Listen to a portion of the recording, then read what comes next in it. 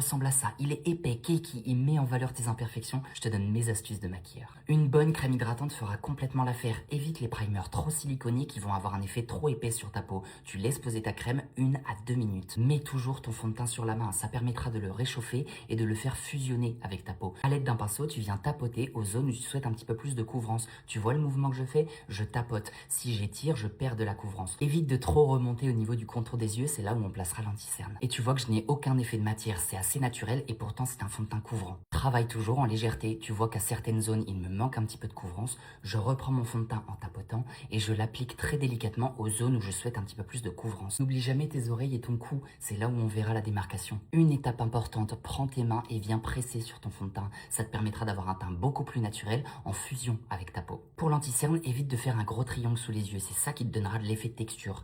Place-en au coin interne de ton œil, un tout petit peu également ici et un tout petit peu également à la fin de ton œil pour le lifter. Tu viens prendre ton doigt qui est à la même chaleur de ton corps et tu viens tapoter en dessous tes yeux. Évite de trop remonter au niveau de ton ras de cils, c'est ça qui te donnera un effet trop maquillé. À l'aide d'un doigt propre, tu retapotes en dessous tes yeux pour enlever l'excès de matière. Et là, tu vois que j'ai un anti-cerne qui est parfaitement appliqué, qui ne fait pas épais malgré la haute couvrance. Laisse vivre ton teint pendant 1 à 2 minutes. Et puis là, sur certaines zones, des fois ça a filé.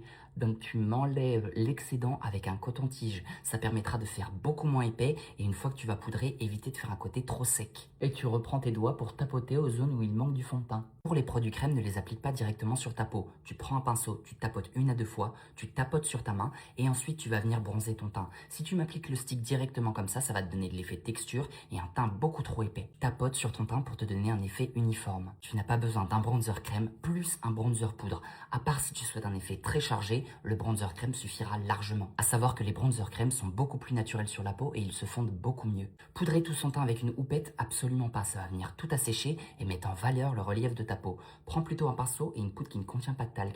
Et aux zones où tu souhaites poudrer, tu vas venir presser un tout petit peu pour poudrer très légèrement et éviter de mettre en valeur la texture de ta peau. Il te reste des petites imperfections récalcitrantes, fond de teint compact avec un pinceau précision. Et tu viens tapoter aux zones où tu souhaites un petit peu plus de couvrance. Ça évitera de faire un teint trop épais et un peu trop chargé. Et tu vois qu'avec cette technique, je n'alourdis pas mon maquillage, mais je cache mes petites imperfections. Évite les blushs qui sont trop lumineux. Tu vois, ça met en valeur tous les petits poils et la texture de ma peau. Prends plutôt un blush mat, tu le tapotes sur ta main et tu vas l'appliquer en tapotement sur le visage. Et ensuite, tu peux délicatement le déplacer. La dernière étape, j'utilise toujours un petit spray fixateur que je mets sur mon visage et je vais venir le sécher avec un éventail. Et là, tu vois que j'ai un effet qui est mat, lumineux, qui ne met pas en valeur la texture de ma peau et qui sera surtout pas épais.